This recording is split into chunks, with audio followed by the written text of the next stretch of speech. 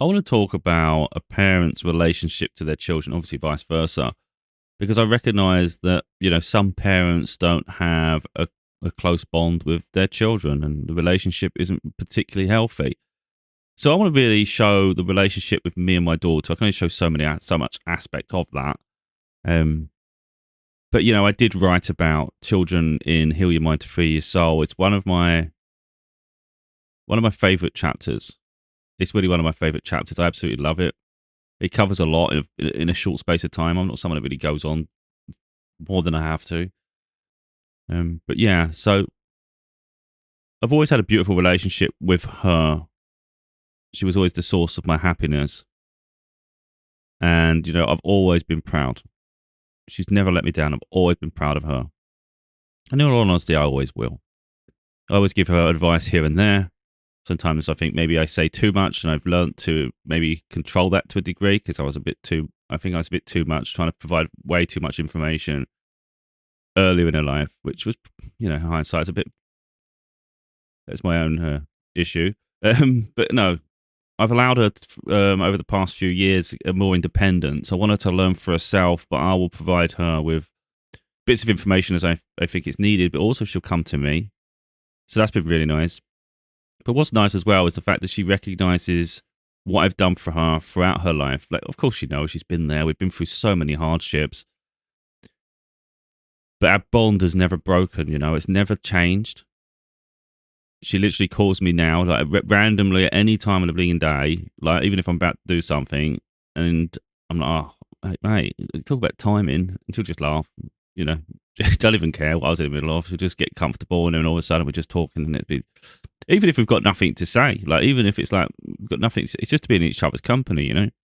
Like yesterday, I was about to record a video. I wanted to do a video for my YouTube, and she calls me, and I'm like, oh man, I was about to do a video. She just laughs. And then eventually we're just sitting there together in each other's company on the other ends of her phone because she lives with her mum. And she's literally just on her phone watching TikTok videos and stuff. And she just likes the fact that you're on the other side of the phone. It's like, okay, this is what we're doing. This is what we're doing. But of course, there's so much that's happened in between. The thing about our life, it has been quite traumatic. So it's easy for me at different periods of her life to remember her age. Like I know some parents, maybe it all just intertwines in one, and you might sit there and go, "Wait a minute, was they 4? Was they 6?" And I can understand. There's nothing wrong. I wish my daughter had the perfect life herself. Some of us don't have that luxury, and again, that's not like a quip at someone who has. I think we all should have. So it's not a case of that at all. I think sometimes people do look down at people who've had a good life, and I think that's just pathetic. Because that's what we should all be striving for and hoping for and building towards. So hopefully future generations manage to do that. But these are some of the conversations I've had with my daughter over the years. I try to explain to her that, sometimes it's not necessarily about us. It's more about the circumstances and things like this. And it's important that it's for our own growth. So maybe some of the lessons in life we've learned, we wouldn't have learned that had we not gone for what we've been through. So it's not a case of it's the life is an attack on you. It's literally molding you and sculpting you to become who you're supposed to be as you're older. So there'll be situations in life when you're an adult that maybe other people will be vulnerable to, but you've had so much happen in your lifetime that you're just going to be so formidable as an adult that no one's going to walk over you in life at all. So maybe you didn't have maybe the life you planned for, hoped for as a child, and maybe you see other people do get that. You had so many experiences that are just going to make you so strong. I think that's what you've got to do. You've got to look for the positives in the negative, because there are actually beautiful growth that can happen from even the worst situations. And I recognize that, okay, people are going to go through different things. But yeah, it's been really hard for her. Like, she's had a real, real hard life, and it's been absolutely unfair. And there's so much that's outside of my control. I don't want to dig at the moment and say things about other people. That's not really where I wanted this video to go. But just understand, there's been times when she's been powerless and I've been powerless. There's been times when she spoke to people that she should be able to confide in, like teachers, and tell them things that are happening in her life and expect them to be supportive and helpful. And instead, they just cast judgment and aspersions without knowing all the parties involved. And then she's crying, and then she's feeling helpless, And these are things that maybe she might, right now she's 15. This was only maybe a year or two ago.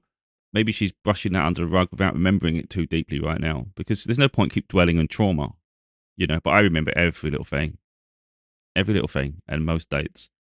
Um, so anyway, our relationship is tight, has been since forever.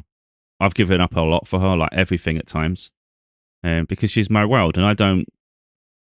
For me, money doesn't come above her. It doesn't. It just never has. So I've never been someone that's really interested in career over her. That doesn't happen. I've never been interested in any hobbies or anything that interests me above her. That doesn't happen. Literally, she needs me. I'm there. Even if it's a phone call, if it's like I have to travel, we do that.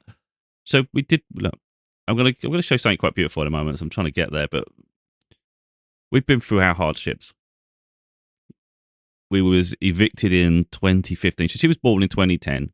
This is how I know her age. It's easy for me to pick up the age groups because I know when events happened. I'm just going to do a very quick timeline. So 2010 she was born. 2015 at the very end of 2015. So really it was coming towards 2016.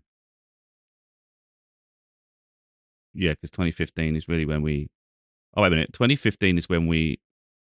Even I'm getting thrown now because I know 2015 is when we moved from our bungalow. We had a bungalow and we was renting privately and we got evicted from it because they wanted to sell it. So 2015 is when we had to relocate into my parents' home. So there's a video I'm going to show, which means that she was 4 years old because she couldn't have been any older because we was at the bungalow area at the time before we had to relocate. So she'd have had to be 4 or younger. I don't think she's younger.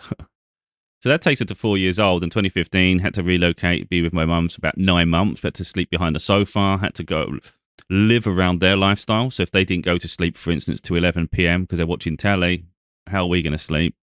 It was an absolute nightmare. But they did the best they can, and they put themselves out too. So it's a really hard thing for an extended period of time. So literally, they lost their privacy, their independence for a period of time, and that wasn't help. That wasn't really beneficial to any of us. And then we've managed to get a flat, so home to call home. And 2016, we hadn't really had holidays. 2016, we finally had a holiday. And we had to get permission from the school. I wrote to them. It actually apparently made them cry because of what we'd been through. And so we had our holiday. It was nice for them, for her, and the rest of us. Yeah, anyway, so she was going through a lot of that period. We've gone through all this hassle, which was bad enough. And then 2017, so 2015, we had all that. Then by September, we've managed to get a home. 2015 then. And then a year later, we've gone on holiday. I'm not sure if we had a holiday after that as well, like just a little brief one, because I know we had 2, but it was just a caravan. It was nothing big. It was just it's just a breakthrough, 2017, just a few days before her birthday, she was separated from me. Like her mother took her away. And that broke both of our hearts because we was inseparable. I used to do all the school runs. Not that her mum didn't attend as well, so I'm not saying her mum was never there, but I did the school runs, and sometimes she wasn't there, but I was always there. All the class assemblies, if there was a play in the morning or something like that, I'd be there. If there's a parents' evening, I was there. Again, not saying her mum weren't, because she was as well. But I was always there for her. There was never a time when I wasn't. Inseparable since birth. Never prioritized jobs, never prioritized other things. It was always like, she's my attention if she needs me. So I was always playing with her at a young age. I was encouraging her to crawl, to walk. Not saying her mum wasn't there, but she wasn't the one doing those things. Whether she admits that, it's up to her. But I was the one always playing peekaboo through her crib. She's my world. She was my best friend. So I was really just eager for her to become independent, really. So I was like excited for her when she started crawling, I was really excited for that. When she started walking, I was incredibly proud. And then, of course, once she started talking, for me, it was important to instill morals and values. I wanted her to just always be polite. It takes half a second just to say please, to say thank you. Manners are so important. And it's something that she's always been very polite in that sense, Doesn't feel comfortable being not like bad in too bad in a way, And that's just instilled in her own morals. So it's not a case of like, that's her, She's very whimsical. She's very funny, like incredibly funny. She's smart and becoming smarter and smarter. But like I say, when her mum took her away, it meant I had to fight fire with fire, and that was really, really hard. I was separated. We're at the other ends of the country now, and she's experienced it all, so she knows depths of hell that we both experienced, and she knows how much I never gave up for her. That was incredibly exhausting. I'm not like here to try and let any pity party. I'm just trying to show the fact that there's this misconception that fathers will just give up when things are hard. They don't have the bond like a mother. Oh, believe me and her are linked together. There's no depths of hell that I won't travel to for her, and she knows it. I will literally go to the end of a war for her. And that's not me just saying it. I literally will. I'll go battle for her for the rest of my life. And I don't care how much I lose in the process, believe me. And that's something she knows because we've already done it. Like, for instance, if you talk about like family court, it was every month pretty much. I had to keep traveling to and from one end of the country to the other. That was exhausting in itself. Always being presentable to the court, to the judge. Even times when I was allowed leave because of the distance, and maybe it was an admin hearing, and just to get the opportunity. Sometimes we'd ask, "Is it okay if I miss this appointment because it's so far and expensive?" And sometimes I was given leave to not attend, but I'd still turn up. I just wanted that as a contingency, just in case it was I couldn't make it, but I would always make it. Every hearing I was there. No matter how hard it was to get there and how expensive it was, I'd be there, accountable. And yeah, her mum sometimes didn't turn up to some, for whatever reason, but it's like I was there. Always fought fire with fire. Again, I don't want to go too deep into the nuances with all that, but the reality is I was accountable every day, all the time. And it weren't just for that, because then when we start having contact, I had to drive up on separate moments. So it was quite often traveling.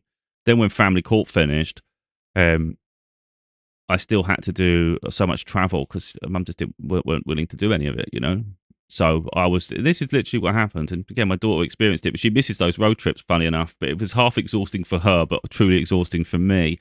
But it's still hardship for both of us, So the reason I say it was maybe harder for me because I'm the one traveling, I'm driving. So I have to concentrate. But I had to drive all the way to pick her up. So it's 250 miles each way. So I'll drive 250 miles, literally get there within minutes. I tried my best we can to make it, not to be too late or anything. There's only a couple of times I was late, but most of the times I was literally at the gate waiting for her to come out at the side of the classroom. So I'd drive 250 miles, get to school, wait for her. She'd come running to me all excited. Apparently all her classmates and her teachers knew all about me. They knew how far I had to travel. She was so proud. That was nice. Of course, I'm exhausted, but like for me, I know some people might put that on a pedestal and things. Like for me, it's just a given. Like what other choice is there? I don't travel. We don't spend time together. Not like I want to do all the travel, but like, the alternative is we don't have a relationship. Well, that's not a life I want. We both deserve better than that. And I don't care how people treat us in the meantime. That's us. I'll travel for you. So of course I traveled 250 miles. She gets in the car all excited, buzzing. We've got the weekend together, we're going home. So straight away, like I've barely got any rest, turn around 250 miles back. So of course we're stopping at services quite early into the trip. On the way up, I usually stop halfway. On the way back, we're going to have to stop quite quick because I'm tired. So we get some food in us. I'm getting energy drinks. I don't even usually drink energy drinks, but I needed something, caffeine boost in big time. Coffees, anything I can get. There was one specific time when I just couldn't handle it. I was like, my eyes were bloodshot, my head was gone. I had to actually say, well, I'm just going to have a nap. So I'd roll my seat back and just have a very brief nap, but I needed something to get my energy back. That was only once that happened. The other times I just about made it. I'd never put her life at risk, of course. But yeah, it was exhausting because it was like winter times as well, so it gets dark really early, so that makes you have to concentrate even more on the road. And everything was so unpredictable as well. So like you can have an accident, you can have a diversion. I've got to try and manage all this. It was hell on earth a lot of the time. So effectively, it was 500 miles to back and forth on a Friday, and then I'll do the same on a Sunday. And that was for a good long time. And of course, there's so much happens in between. But even in that, I'm exhausted. I'm still taking her out on the Saturday. So that was a Friday. We're doing all that. Saturday, I'm taking her we're going down the high street. She gets looking in the shop she loves. I'll buy some gifts that I can afford. Not to buy her attention. I've never done that. She knows this with me. I would never do that. I have no interest in buying someone's heart. So it's not about that at all. It's just obviously sometimes I wanted to have something nice, but that's how I would have been anyway before that happened. I wouldn't treat someone different. I don't do that. Treat someone different because of a sequence of events. It's like, no, no, no. You know, this is just how we normally are. And then we'd go cinema or we'd go swimming. I even took her like crazy golf and things like that. You know, so she enjoys like just the day. But she often wanted the day to start before I was ready because I was still exhausted. And I'm also acutely aware we've got Sunday travel. So we had all this for a Saturday together. Effectively, that's what it is. And some travel. All that. 500 miles on a Friday just so we can have Saturday together. Sometimes you just wanted to stay in and enjoy a room. That's the thing people don't realise with things like that, you know. She separated from the home she loved before we were separated. Of course, I wanted to have a great time, build some memories. But sometimes all she wanted to do was just be home. And I understood that completely. I'm a bit of a homebody myself. But of course, I don't want her to have a regret or feel like she's been bored in some way. But it wasn't. She just wanted her life back. You know, that was sad to watch. So yeah, and then of course on a Sunday it's go home, go like take her home all the way back again, and that was the trips I didn't like doing because they were not fun trips. They're not. Why would I want to take her home? Why would I want to take her away from me? But of course I've never failed to fulfill my obligations, you know. But she would always keep trying to delay it as late as possible, and I'm like, look, we can't keep doing. You can't. There's a limit. There's a cut off, and there's nothing we can do about it. I was like, we're going to be late. Of course, she wants to be late, but I'm like, no, no, no. That doesn't help anyone. We've got to do this the right way. So of course we'd drive back, and that was our Sundays, just completely driving really, and a stop at a service is to get something to eat. But really, it was all just for that Saturday together, you know. And that was a long time we were doing that, and there was a lot of obstacles and back and forths through court because there was a lot of lies said. So sometimes we'd have great periods together, we're having time together, and sometimes we'd stop seeing each other for a month or two because other parties thought it would be in their best interest to try to separate us, which never made sense to me. But to each their own. Again, I'm trying not to dig at people because there's a whole thing here I could go in with that. But just showing really there's been a lot of hardship, there's been a heartache. But it's ever since, even we're no different to the way we was when she was a little baby toddler, when we're playing peekaboo through her crib. And I'm helping her lift her up to do the walking, to help her walk, to help her crawl, teaching her morals. It's been the same way throughout her life, you know. Now she's just incredibly bright. She's resilient, she's funny, but she's growing up, she's maturing. Her friends now recognise her as someone who's very sharp-witted. She speaks her mind as well. Very much what I'm like. So she's literally becoming an example of me in a way, but I want her. I don't want to feel that way. I want it to be she's herself. She's blossoming into who she is. So I'd never want her to feel that she's a weaker version of me in any way or a younger version of me. I want her to be her. I really want that for her. So, like, for instance, her friends, I write paragraphs a lot. She used to hate me writing paragraphs. Now she writes paragraphs.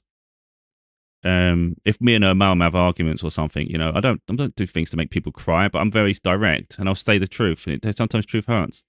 And like, things I say can actually upset people. And I know that, but it's like, it's not my problem. I'm just speaking the truth, you know. So I'm quite well articulated. I can relay a message, any message I want to deliver. And I can see through people's problems, all sorts of problems. So it's really hard to pull one over me personally. And as I mature, I pick and choose how I want to respond because I do recognize that I have the power within me to literally break someone just with my words. And I don't say that lightly. I know I can. So I'm I choose my words sometimes and I hold myself back because I don't feel the need to break someone. It doesn't make me feel, I don't find power in that, you know, don't take strength from it. But anyway, so my daughter's friend group, they recognise how sharp she is with her words. They've all said they wouldn't want to be on her bad side, or they wouldn't want to hear something like they wouldn't really want her to say something to hurt them, you know, in that way. I can't remember how they said it, but it was quite impactful. And then my daughter's response, apparently, like what she said to me was, "You should meet my dad." Do you know what I mean? But I thought, well, it's nice that she's proud, and it's nice that she sees the qualities in me, but I don't want her to diminish sort of how good she is. And I said that to her. I said, you're just as strong as me. You're just as great as me. You're just developing and learning, you know. Yeah, I wouldn't want her to feel like she's a weaker version of me. I think it's just, but I think one of the biggest lessons in life is always going to be about how if you ever have power, how you wield that power. That's a really, really important lesson. Like if you have the power to upset people and really, really demolish their morale, ask yourself whether that's something that is necessary, and then rein it in. And that's something I want her to master, and I think she has to do it for herself. But there's life lessons I give her an awful lot along the way, which helps her, I think, grow rapidly. And I think that's really important. But it's how she. But then you can give anybody as much information as possible, and it's really how they're going to process that information. You know, just because you give it, it's up to them how they process it. She could literally just ignore everything I say, and of course, I would argue then she would be limited in her growth. And I'm not saying that to posture. It's just I've got a lot that I can provide, I can pass on. She's listened her whole life, and she has taken things on board. Of course, she's used things in her own way. She might think, "Oh, I don't need that. That's useful. I'm growing into this." And I'm usually the one of the first people she'll call if there's an incident in her life. Like she wants my feedback, she wants my opinion, even approval. Sometimes. But I think at the same time, I think that's a positive reflection of the relationship, isn't it? Because if someone respects you enough that they value your opinion, I think that's a great place to come from, isn't it? Um, so yeah, the relationship's changed in that sense. I think it's become a little bit more serious because life is more serious. Because she's going through like really, really, I think, deep lessons in life now that perhaps she didn't as a child. So as a child, it's more lighthearted and fun, an awful lot. And I got to see how beautiful her personality was, which of course is still there within her. But now it's encased really between a lot of hardship and a lot of reality and trauma and life affirming lessons. So even like dynamics at school, you're going to have like people who are jealous of you. There's going to be like bullies. There's going to be all sorts of situations, peer pressure and pressure from getting grades at school and all those things. Breakups from relationships, new relationships. She's got life that's entangling around her now. And it's like I'm helping her with each and every one of those situations to help her learn to just don't let things consume you and overwhelm you. It's focus on one thing at a time. And the one thing you have to learn in life is you can't control someone else's response. You can't control their choices. All you can ever do is control your reaction to things and how you want to live your life. And then you have to give people the freedom to grow and develop into whoever they are. And if that matches and you can come together, then great, if that's something you want. But if you at some point decide you've outgrown a situation, then that's entirely reasonable, you know? So I'm trying to help her detach from like a feeling of like loyalty to a situation that she's outgrown or someone's disrespecting her. Don't be a fool and accept just people back just because they give you a pity party, you know? So I'm making her strong and resilient. And believe me, she's becoming formidable. And it's not like a brutal way. She's incredibly beautiful. Her whole aura, like who she is incredible. All I'm doing is adding armor to that because I've always recognized, and I've said it to her many times in the past, you have the potential to be so powerful in this life because you have such a caring, compassionate personality. You're very bright, but but if you don't strengthen somehow, you're going to be vulnerable to so much in the world because she feels the weight of things too much, you know, and it gets emotional. And it's like, that's going to break you because you're so kind. That seeing so much negative in the world is going to really, really hold you back unless you can be stronger with that and understand that life isn't always how we want it to be. But it's important to create your own little bubble of paradise in your own life, you know, but don't be naive. So these are the things I've sort of like helped sculpt within her. And it's nice to see how she's implementing that in her own life, if you like. So yeah, she's becoming very sharp and quick-witted. She's even calling me out on things that I don't think I'd make mistakes because we all think we're perfect to a degree, don't we? There's a word, I don't know if I say it in these videos or not, but there's in our life when we talk, apparently I say effectively a lot. And I'm like, no, I don't. Why would I use it? Why would I use unnecessary words in a sentence? I wouldn't go, I don't like that. You know, I pick other people's things apart. I don't say effectively. Because yes, you do. I said, no, I don't. And we was talking recently on the phone and I said it. I must have said it because straight away she picked it immediately. She said, effectively, told you, you say it. You did it. And there's something else I do with her, and it's because she pulls me up on it. But that's what I think is beautiful because that's something I do, and she's showing me her perceptions too. You know, sometimes if I find something funny, I'll repeat it back, So if my daughter says, if she notices something I did that was stupid, reckless, or whatever, like something in a conversation, I would laugh because I find it funny. Then I process it, but sometimes I process it out loud. So I repeat back what they said to me because I find that funny. Like I'm repeating it back. I'm not doing it for someone else's amusement. It's just for myself.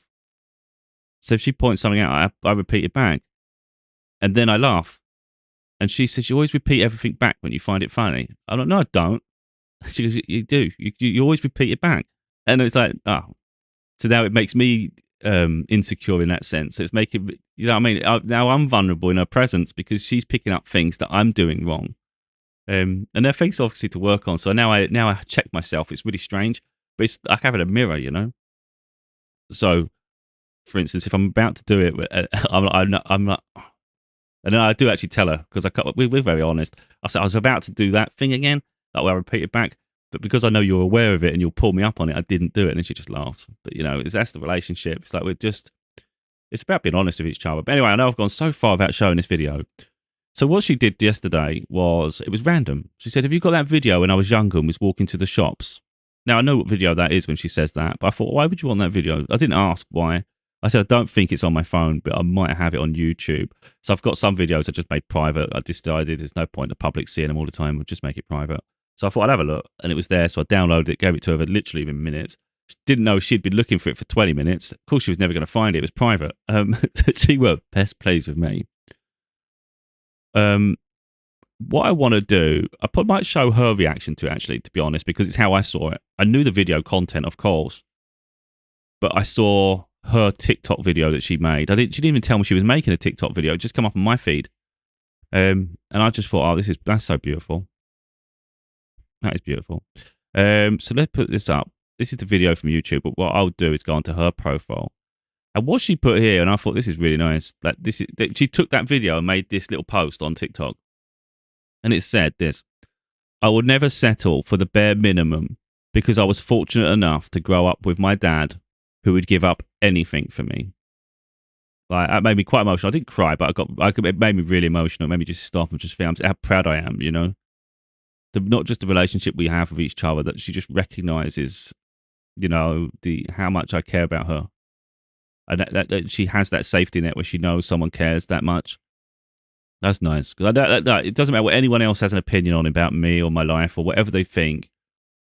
That's all that matters between me and her. The world, any noise around doesn't matter to me at all. The relationship between us is all that matters, and quite evident. It's beautiful to me. And then she's put here in a little bit here: "So beyond lucky to have you as my dad. I love my dad." And then someone's put, "That is so cute." And I just thought, well, that's nice, because that's what I'm saying. I'm not here to gloat or anything. It's just the relationship we've built and what we've been through. And the fact you go through so much trauma and still be that close, that's really nice. Like, she's 15. She's obviously 16 and, I don't know, let's say 8 months.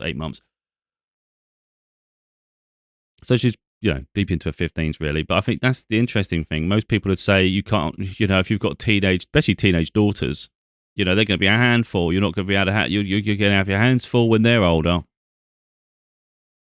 No. She's incredibly well balanced. I don't worry about her at all. Sometimes I worry that she might speak up too much in a vulnerable position because she's still young. School can be quite, you know, I say that to her a lot. Like, school is this weird thing. I've always said that because I know it can weigh on people a lot and sometimes make people harm themselves. I'm not saying I'm scared of that with her, but you don't know anybody's limit. So I just always made it clear to her, no matter what, school only lasts for a set period of your life. It's not your defining part of your life. It's literally part of it that you just have to get through. So if it gets too hard, don't ever let that sort of like feel like it's the whole life, because it's really not. You'll have your whole freedom after school. You have so many choices. And yeah, there's going to be places, even workplaces are going to be similar to school, but the difference is you can leave. You're not confined to a space, but in school you really are stuck. And I don't like that at all about school. I'll be totally honest. She's had some hard moments at school. She had a hard time adapting because of what she's gone through in her life. She's tried to confide in her teachers. They've not been supportive, so she didn't want to go to school. It's like, when someone doesn't listen to you and they're supposed to be the people you look up to, it's really hard to respect them. And I think that's the problem. That's part of the problem she had. And I think the fact she's been through so much and maybe other kids didn't relate to what she's been through or she couldn't relate to them because she's just carrying so much. So she didn't want to go to school. And then she was having trouble fitting in, which was really hard for me because like she's the best person I know. And it's like, it doesn't make sense. That wasn't what she was like before. So the trauma did hurt her. And that bothered me a lot. And had she been living with me, so if she'd been living, I would have pulled her out of school. I didn't like the way the teachers were treating her or anything, and the way she was feeling. I would never willingly watch her suffer and allow that to be the norm. I would have pulled her out of school and I would have homeschooled her. And that was a few years ago. In fact, maybe from 12 to 14, 15. The past year, she's actually got on now. She started making friends and things because I gave her a pep talk about a year ago. She's had a great group of friends since then. So she was having that incident at school, and the teachers were really, really like that. She was crying. She was confiding in them about her home life, how she wants to live with me, and the stuff that's going on at home. I'm not going to go deep into that. I was writing this in my next book, but I don't like writing about it, so I don't know if we're going to go there. But anyway, she had an incident where she was calling me on the way to school. Like this was happening a lot, where she was just so miserable at home, and she just wanted to come home to me, you know. And she was finding it harder and harder. So she confided in her teachers, expecting them just to at least listen. And instead, they sided with her mum. They don't even know me. They don't know all the ins and outs of everything that happened. It's just a bias. She's good at pretending that she's perfect. It's really interesting when she speaks. You tend to get that. But my daughter just felt helpless, you know. And she was actually in tears, crying and things like that. And that was a real hard time. So I'm trying to teach her to, you know, don't worry so much about the long-term things. This is only for a period of your life. If you're not, this is one of the things I said to her, if you're not happy at home, spend more time with your friends. Just spend more time with your friends. Find ways to cope. You know, it's like, don't make yourself suffer needlessly. So start maybe engaging a bit more at school. Focus on your studies and things rather than be so anti this and anti that. And maybe you don't get on with your teachers. But then part of that might be that you've been so rebellious in a way or so fractious that maybe your teachers just think you're trouble. They've got the wrong opinion of you because they don't know the real you. So maybe stop being so argumentative all the time and give them a chance to see who you are. So she went back to school with a different attitude. All of a sudden, she started making some better friends, some friend groups that were really nice kids. And then a relationship with a lot of the teachers start to evolve and change. Because I was trying to teach her that, you know, you can be like, because I can be quite argumentative, but I said there's a time and a place. You know, you don't have to be, even if you're right, you don't have to prove you're right every time, you know. So you don't always have to argue at every cause. These are life lessons, of course. But anyway, so we've got, I digress there, don't I? So we've done this beautiful video where she just said all that. And then this is the video it was. So this was when she was about 4, maybe just about term 5. Because I'm not sure, because it would have been in 2014 because it was before we moved, before we got evicted. Now 2014, of course, is a full year. Whether she was 4 or 5 is debatable depending on the thing. I think it can only be 4. I think she's 4. You know, when you think 4, you always think really small, don't you? But I think she was 4. So this is the video. So we're just walking to the shops. Of course, she's all being whimsical. This is her personality, though, you know. And I'm like trying to keep her safe. So if you actually look at the way I treat her, of course, I'm focused a lot. But I do my best to keep her away from the road. So everything I do is calculated with her. I kid you not. If we go up an escalator and we're in a shopping centre, I'm behind her so she can't fall back down. If we're going down, I'm in front of her, but turned sideways so I can still see her. So she's still in my perspective. But effectively, if she ever falls, she falls into me. I'll take the hit. If I have to fall, I'll fall. It's the same with the road. If anyone's going to get hit by the side of the road, it's going to be me. You are not going to get hurt. So, of course, when you have to cross a road, now I needed to focus because I can only do so much. But that's really what it's like with her. Anyway, this is the video. You're going to drop it. Oh, I ain't going to drop it. Trying to get you in the picture. I'm in the picture now. That's it. You're pretty. What are we going to get from the shops, Mia? Can I get some donuts? Can we get some donuts? Is that what you want? Yes, I eat donuts. I hope it's open. I hope it's open, Daddy. I hope the shop's open. One of the things I had to teach her was never ever when you're in the shop say what you want before you get to the checkout. do not say it, because she gets so excited, and I'm like, don't even do it. Don't even look.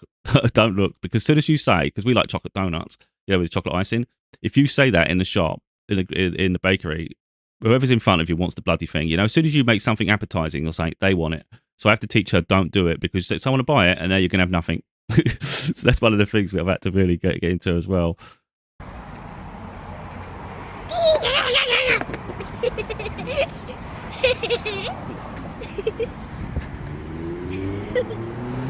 Having fun.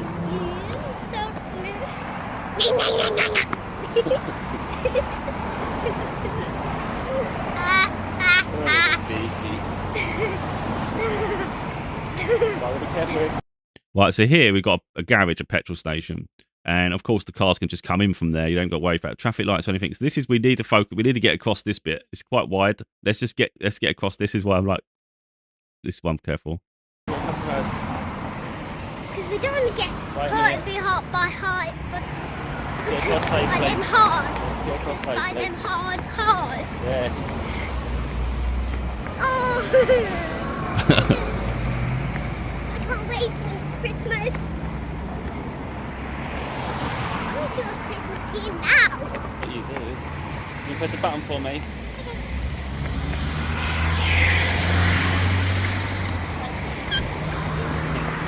Oh, when it's played, that means we've got to stop. That does mean you've got to stop. Tell me, Yay! let's go. Is this fun?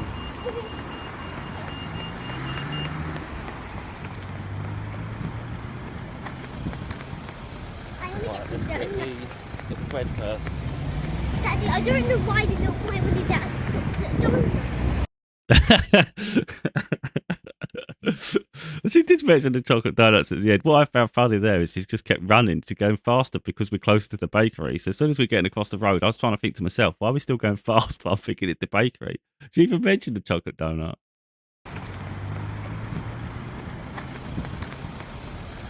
Let's get the bread first. Daddy, I don't know why the little boy wanted that donut. I don't know how she actually said that. Then I got feeling she probably said, I don't know why they don't do enough chocolate donuts, because it don't make sense. It was like, we want donuts, give us a donut. Oh, I love that. Of course, we've got so many more videos together. And I feel like any parent, there's times in your life when you do miss that young version of them, that innocence. But I wouldn't trade her for anything. I know every cycle she's been through. The evolution from that stage. I can show one actually of her now. She's recently dressed up for Halloween. She's got herself all prepared. She's going to do the Mad Hatter. I thought she looked a bit like Harley Quinn. I said that to her, but wait a minute. Okay, this is. She might look a bit, because I was dressed as Halloween, so you might get like a dark feeling for her, but that's how she's playing it, So yeah, this is her for Halloween. Oh, it's not letting us play it. I don't know why that is. Maybe because it's for private thing. I'm not sure. Oh, it's not playing it. Wait a minute. Oh, maybe play it now. No. Okay. You can saw the picture though. That's a bit annoying. Because it's specific. I don't know why it's not allowing me to see it. Ah, that's a shame. It might do it one more time. I don't really know. I don't think so. Okay. Unfortunately, not allowing us to have that one. I don't think I can get any more up. Let me have a look.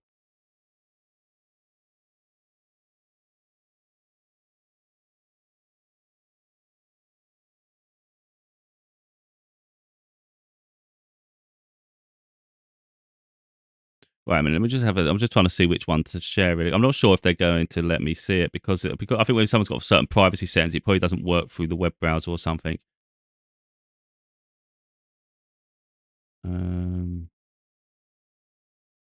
Nah, it doesn't work. For some reason, I don't think it works through the web browser.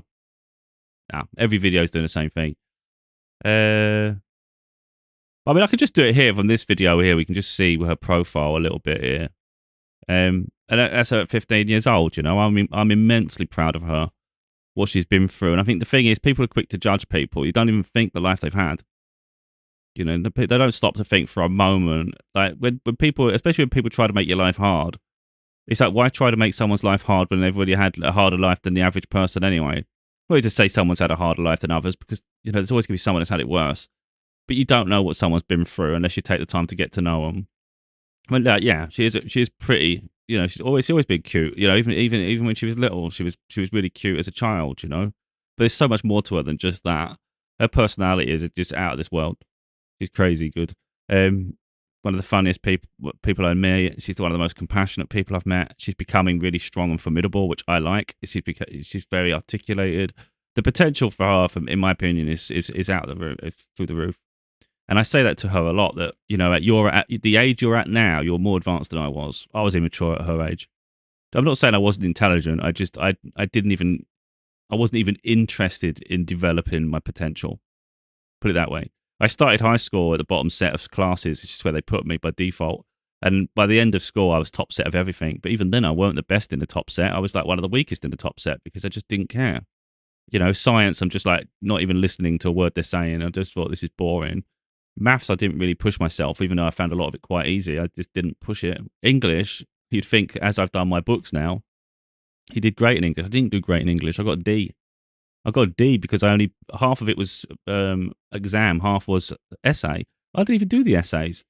Essays were part of the homework and things, and I always did the bare minimum just so I didn't get in trouble, but I didn't even bother. And it was my own fault. If I went back now, I'm sure, obviously as an adult, how I am now, I've no doubt if I went, I'm not saying it boost myself, I just know I'd probably get an A or so in English.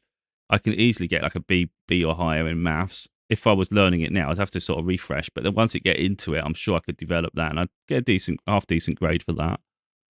Science, I've just got no aptitude for. I don't like it, so I'll probably still get the same crappy grade for that because I wouldn't even focus. It gets too boring. Certain parts are interesting to me. A lot of it's trivial.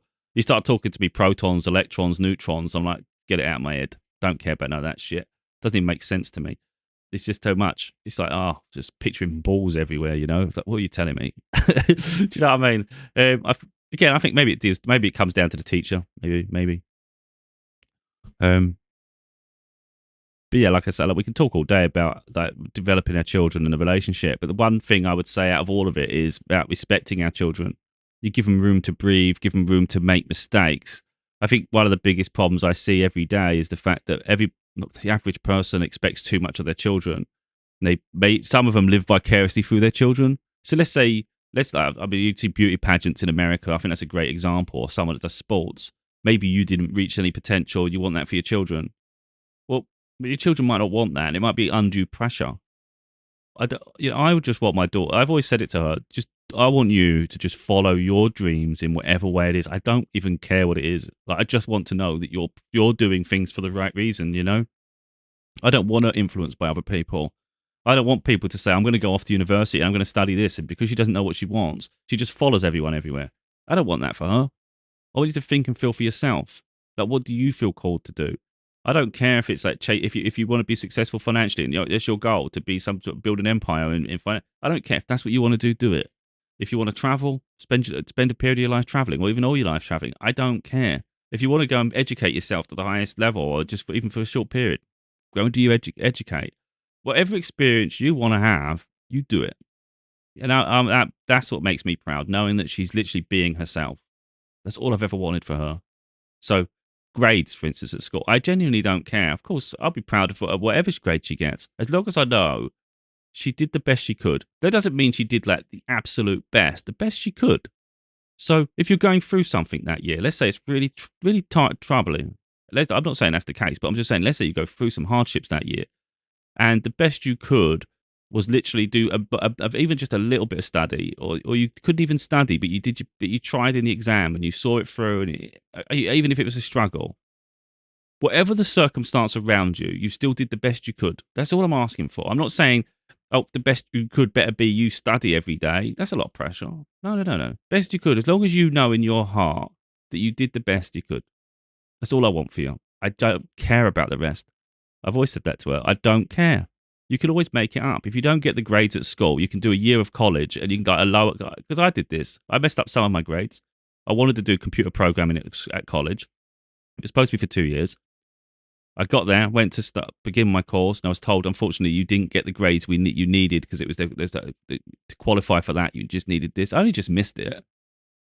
So they said if you do the lower level IT course for a year, if you could and then pass that, and then you can automatically enroll onto the one you want. It just means a year of the other one. So that's kind of what I'm saying to my daughter. Like, it's not the end of the world. If you don't get the grade you want, then you can always go to college for a year and do something else, and then you can do the course you want. It's not like, nothing's ever that it's all trivial. I think there's too much pressure in the world. Now, of course, no matter what she does, if I know she's done the best, then you've done well. She will never get me telling her like I'm disappointed. No, your life is your life. I've had enough disappointments in myself throughout my life. I'm still proud of who I am. So why should I expect more of her than I do of myself anyway? I've made mistakes all the time. Of course I have. I've been terrible with money early on in life. I walked out of one exam because I got bored shitless doing it. I passed my college course. I could have carried on at college, didn't want to.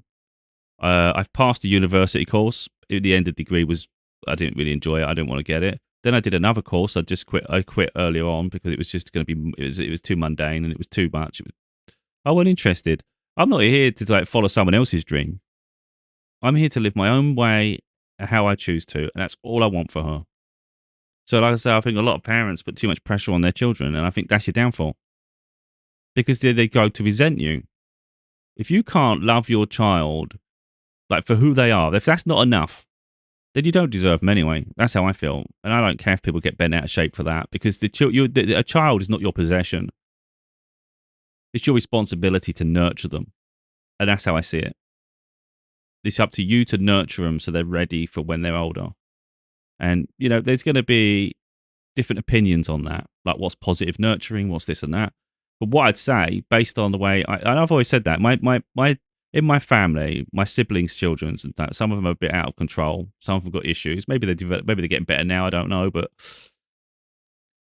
if there's ever an argument and they want to act all righteous, I would always just say to them, well, you can have your opinion. It's up to you what you think about whatever you think of me and whatever you think about like what I do. But I'd say if you look at my daughter, I said the proof's in the pudding. No one can ever say anything. You can't say anything. She's just, to me, she's perfect in every way. And people might try and pick things apart just to try to fill a narrative, but it's effectively trying to treat her as an example of something she's not. Anyone that's honest with themselves will recognize that, like, she's incredible. And I know I can take pride in that because I've had a part to play in it, but it's not all me. Of course, our mum's had a part to play in some. I don't want to go too deep in that because sometimes it's been positive, sometimes it's been incredibly negative. Yeah, I don't want to say too much there, but I think even in the negative, you learn lessons, and I think she's learned from that too. But for the most part, at the end of the day, the credit goes to herself. Because it doesn't matter how much wisdom you give someone or much, guidance or life skills, all these things. It's like they have to process it. So she could have been incredibly arrogant and not listen to a word you say and all those things, and it might not, it might be attitude. So it's not like what you've done; it's what they've done, isn't it? And I think that's the thing. So she should be incredibly proud of herself for who she is and who she continues to be. No matter what noise goes on around her or how people treat her. It's always stay true to yourself and love yourself. And one of the things I used to do with her, and I did it on purpose, and it did catch on. She used to say, I love you. And I always said, I love me too. And she goes, oi, oi, oi. She always does that. Oi, oi, oi. I go, I love you too.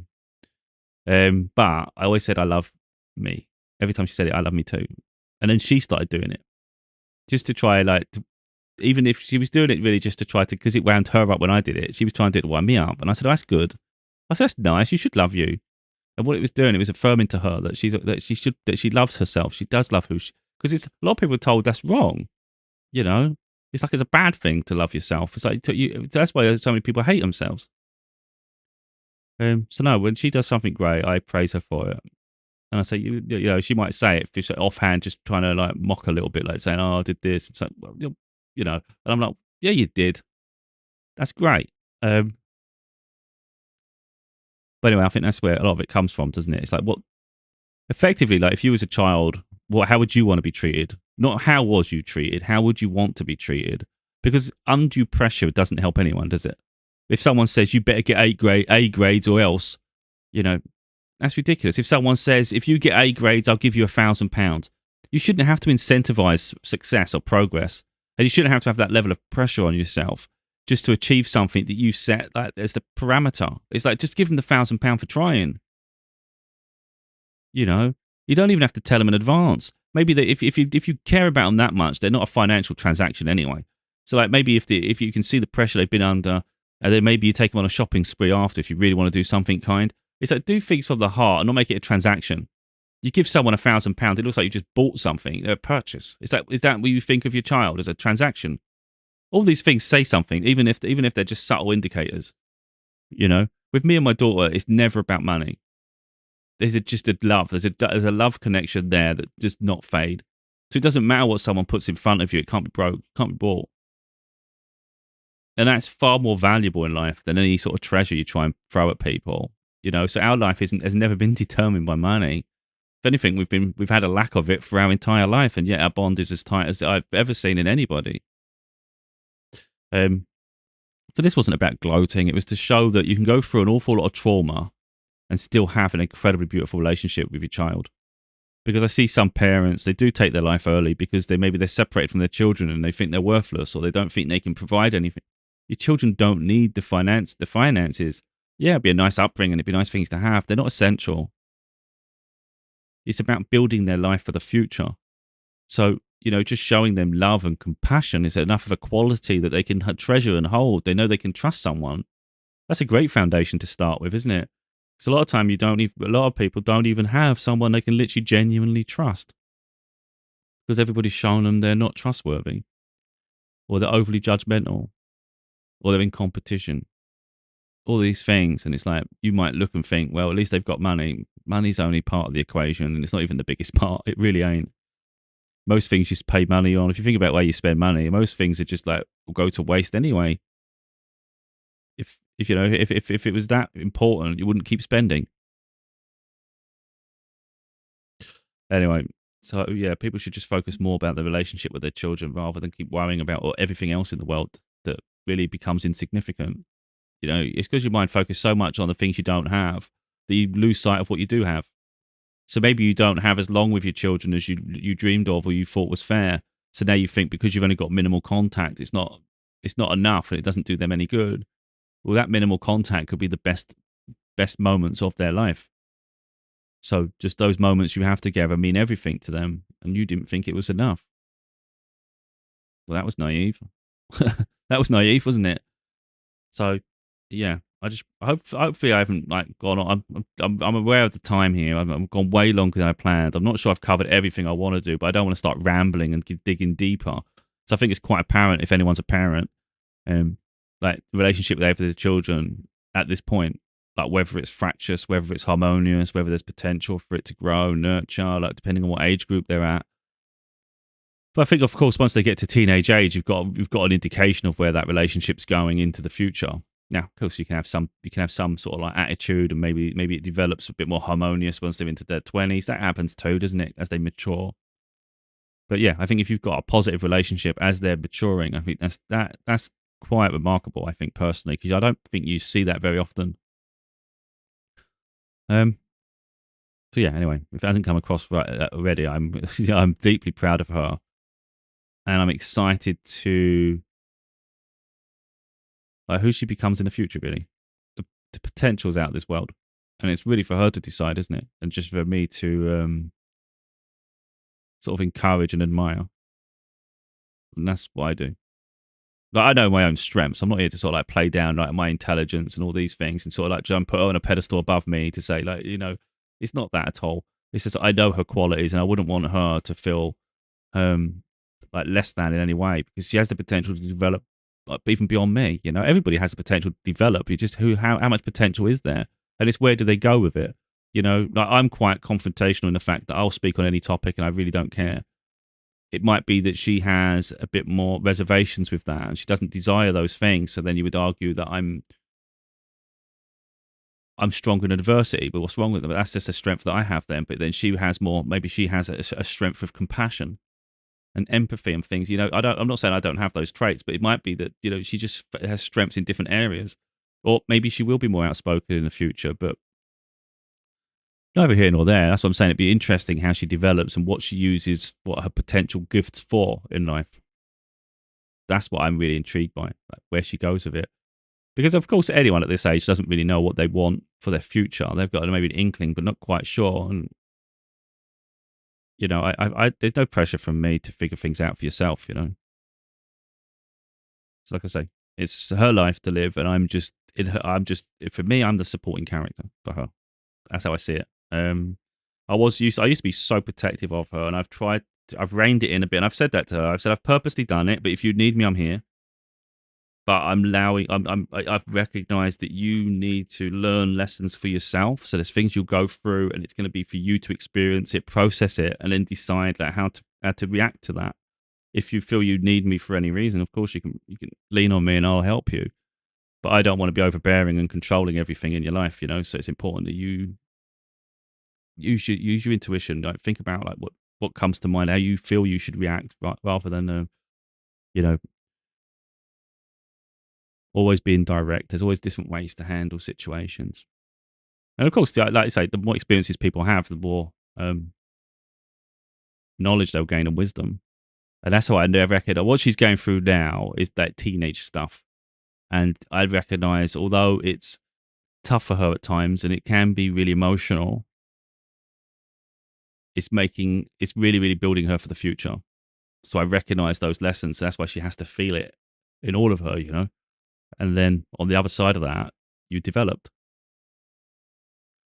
But again, I think a lot of parents are overbearing. That's why I think they try to control every aspect of their life. They're trying to like plan out their future, and it's like it's not for you to plan it.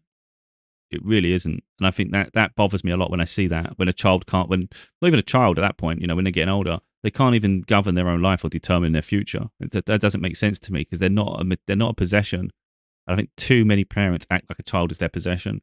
And it's like that doesn't help anybody. It alienates you from your child, and it makes them regress. It makes them go within. And then a lot of them spend the rest of their life trying to process the trauma. They're trying to and they have an identity crisis. They don't even know who they are. That's not a good start in your adolescence and getting into your adult life. Not knowing who you are. You can't even identify yourself.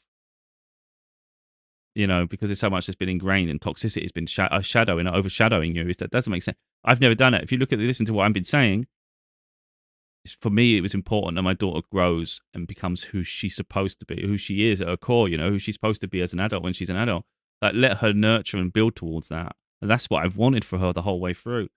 So she's not here to be a copy of me, but if she has mirroring traits, then great. That's great for her, because I'm quite resilient and strong. I'm intelligent. There's qualities I have that are good and bad, of course, like everybody. But if it turns out that she has some of that resilience, she has a sharp mind, she has like sharp wit, she doesn't allow people to sort of bully and manipulate her, all of a sudden, that's an incredible foundation. Like, I know that because I already live it myself. But if that's within her too, my God, she's going to be a powerhouse because you're not going to pull a wool over her eyes. You're not going to manipulate her. You're not going to intimidate her. You're not going to literally place her where you want her to be and expect her to be some puppet. Well, that makes me really proud. And then on the other side of that, we've got someone that's very charming, charismatic, funny, whimsical. She doesn't really care what people think, so she can be silly, goofy. She can be interested in maybe things that other people think are ridiculous. Like she likes Spider-Man. She absolutely loves Spider-Man. She likes The Last of Us. She has things that she loves, and these are like things that are of interest to her. And there's usually like an origin story to it. So I pick up on every little thing with her, and I embrace it all the time. What you're interested in, full on, we're going for it. So she's got Marvel in her bedroom. She's got like Spider-Man stuff. She's got The Last of Us stuff.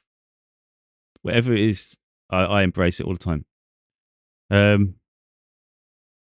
Anyway, so hopefully that's been helpful to people. I don't know if it has, but that's our relationship. It continues to thrive.